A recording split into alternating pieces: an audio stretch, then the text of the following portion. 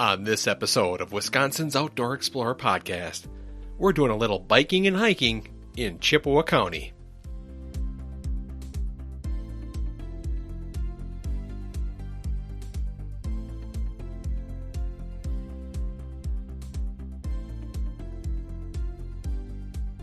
Hello again and welcome back to another episode of Wisconsin's Outdoor Explorer podcast. I am your host, Jason.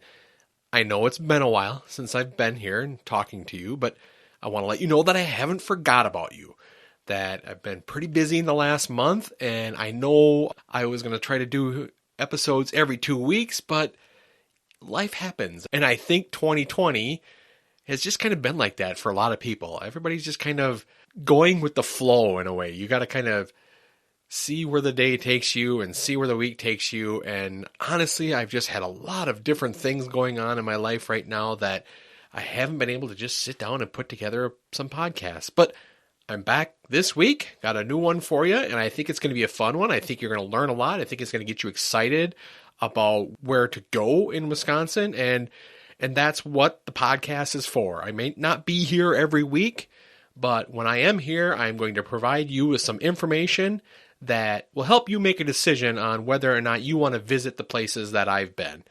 And I try to get to places that maybe you might not have heard of, or maybe that aren't quite as popular as some of the bigger attractions like Devil's Lake and the Driftless area.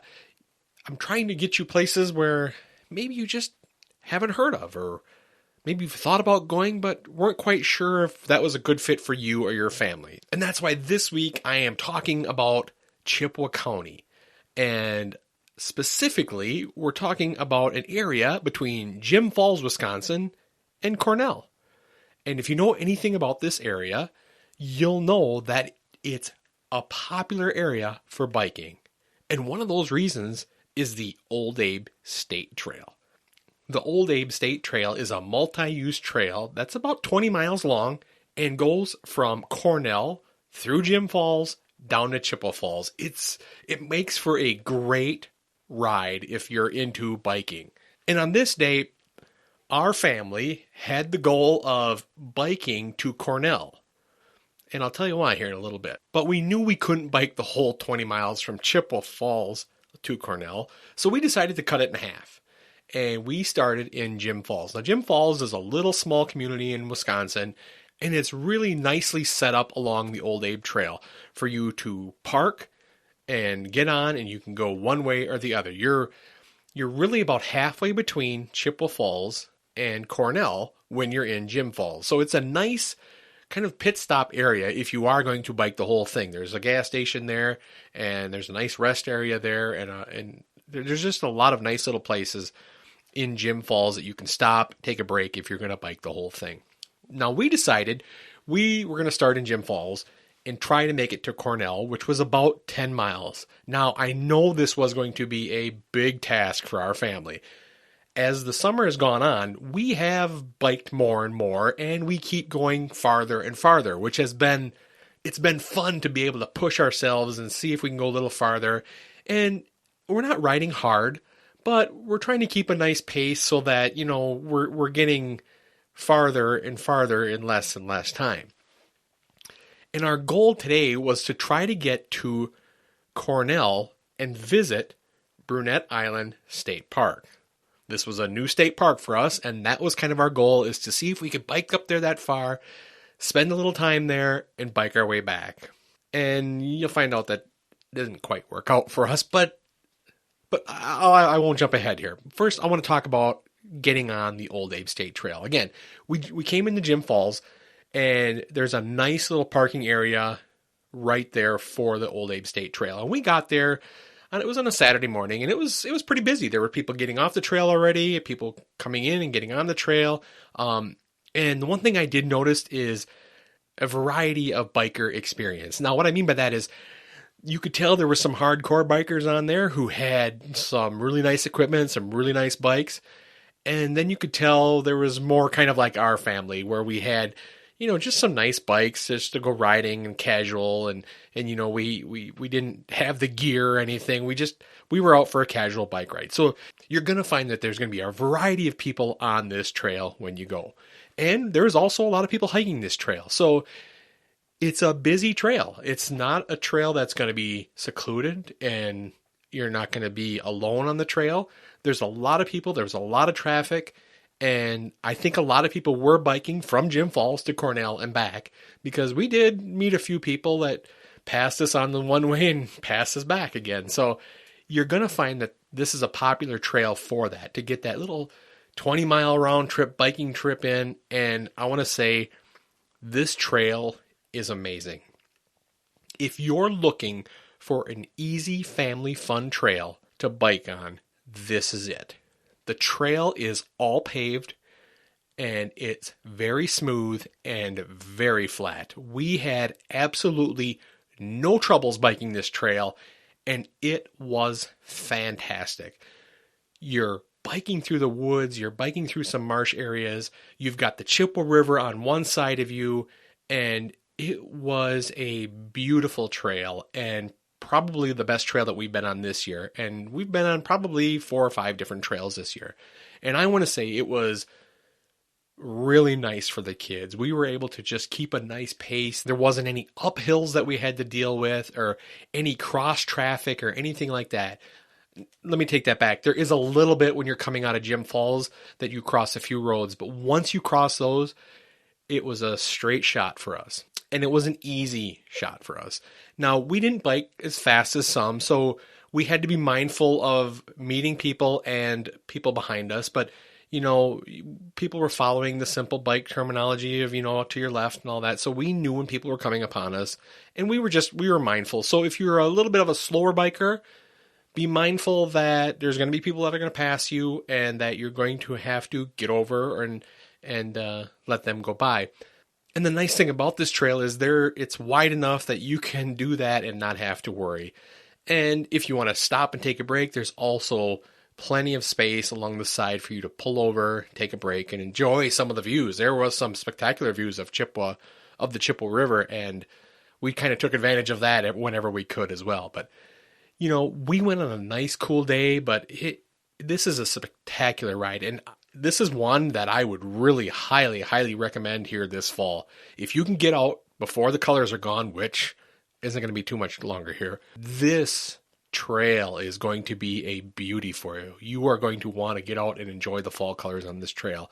And if you got the stamina, I suggest trying to do this whole trail. And you know what? Maybe if you can have somebody drop you off at the beginning of the trail and meet you at the other end of the trail, that would honestly be the way to do it. And just take all the beautiful fall scenery in and enjoy this trail for really what it was meant for, just to enjoy a great day of biking. Now, like I said, our goal was to bike to Cornell, a 10-mile jaunt, and I know that was going to be a lot, but we had biked some tougher trails, and we're going 4-5 miles every time we went. Well, we went about 5 miles, which was just about the city of Caban. Now, Caban is pretty much halfway between Jim Falls and Cornell, and I was kind of hoping we could make it there, rest a little bit, and then go the rest of the way, but again, I'm dealing with smaller kids, and my youngest is only 6, and she just learned how to ride this year. We did get her into a bigger bike, so that has helped, but it's still a lot of miles for a little kid.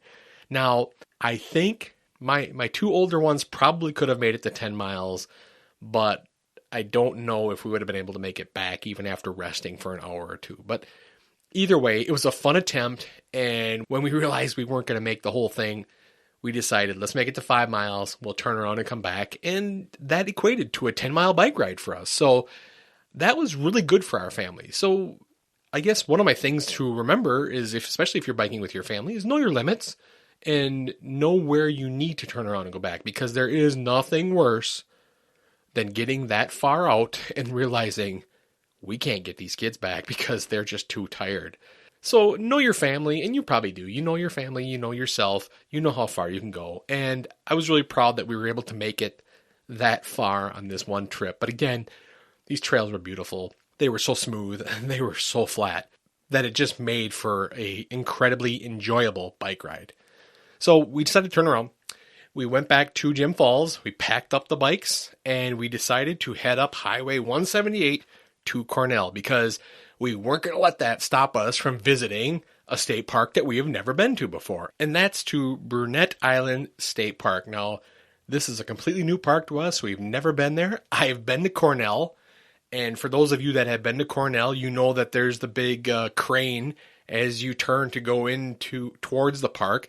I've been at that little park with the crane, but I've never been back into the state park. So I knew where it was and I had knowledge of Cornell, but I've never been into the state park. So it was kind of fun to go past that big crane that you see in Cornell and finally go into the park. And for those that aren't familiar with the park, it is a 1,300-acre park surrounded basically by the Chippewa and Fisher rivers. It's not a big island, but it's kind of cool to be able to say that you're on an island park almost in the middle of the state. And this park offers a lot of camping, offers hiking, and it offered a really, really nice beach area. So we spent the first part of our visit there. We hiked around the campgrounds. We hiked through the campgrounds, kind of hiked through the park, and I'm going to say it was a really nice, small park and easy for hiking. Our family had no problem following the trails, no problem getting through the wooded areas that were there. And even in one part, we were able to see a small young buck laying down in the field. So there's wildlife there to see. And it was just a really, really nice little park to spend the rest of our day. You're not going to go there and hike for a whole day. So if you're looking for a place to hike all day and just be on the trails, this park isn't going to be that place. But if you're looking for a place to just do a quick hike and get on with your day, this is going to be the place. It reminded me a little bit more of Council Grounds State Park up in Merrill. It really looked friendly for campers. There was quite a few people camping there, and it really looked like a nice park if you're into camping, where you can camp all day, you can do some fishing, you can do a little bit of hiking, and of course you've got the nice beach. And if you've got kids, and your kids are like my kids, and it was a nice day, we had to spend a little time at the beach. And it was really nice. The water was good. We let the kids kind of jump in. We didn't bring suits because we weren't sure what we were going to do. So, they rolled up their shorts and went in as deep as they could. But it was just a nice park. There wasn't a lot of people there. But what I really enjoyed about the park was the area. And what I mean by that is we were able to take a whole day and do some bike riding, do some hiking, spend a little time at the beach, and it was all within 10 to 15 miles of each other. We could have spent the whole day biking up there, we could have hiked for a little bit, and we could have biked back.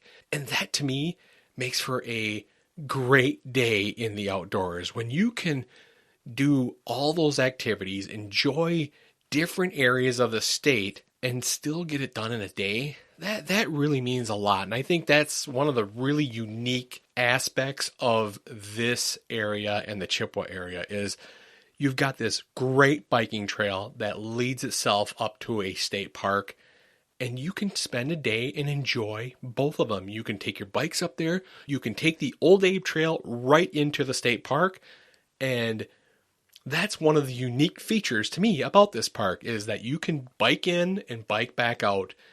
And if you're ambitious enough and can handle it, you could start in Chippewa Falls, spend a half a day biking up there, spend a little bit of time at the state park, and you could bike back. And that was a lot of fun for our family. We really enjoyed that. Even though we weren't able to bike it the whole way, we kind of all set our own little goals that someday that's going to be the plan, is to start in Jim Falls, bike all the way back, and maybe, just maybe, someday do the whole 20-mile bike ride from Chippewa up to Cornell. I don't know if we'll ever get that far, but, if we keep doing these biking trails and keep getting a little better and keep getting a little stronger, I can see us making an attempt at this and really giving it our all as a family, just taking that whole 20-mile trip and seeing if we can do it or not. But even if you can't, even if you can only bike a little bit, and do like we did, go back and drive up to the state park. It made for such a fantastic day. And Jim Falls and Cornell are the perfect little pit stops to get some food, get some refreshments, and get back to out enjoying the outdoors. And one thing I wanted to mention, even about Jim Falls, was there are ATV trails really close. We noticed on the other side of the town that there were a lot of people taking ATVs and heading out on the trails through the ATVs. So if you're into that, you can also get on there in Jim Falls. And the whole area was really open to that outdoor recreation, which is really great and was really fun for our family to see that there's so much going on, so many outdoor activities. And I would highly, highly recommend you check out this area in Chippewa County. It's just a little bit north of Highway 29, and it's easy to get to. And if you're looking to spend a great full day doing a lot of different things, this is the area you want to be in. You want to bike, you want to hike, you can do it all in just one small little area. And that's why I highly recommend the Old Abe State Trail and Brunet Island State Park. Hey, I wanted to let you know things are changing with Wisconsin's Outdoor Explorer. I'm really not sure how they're changing or when they're going to be changing.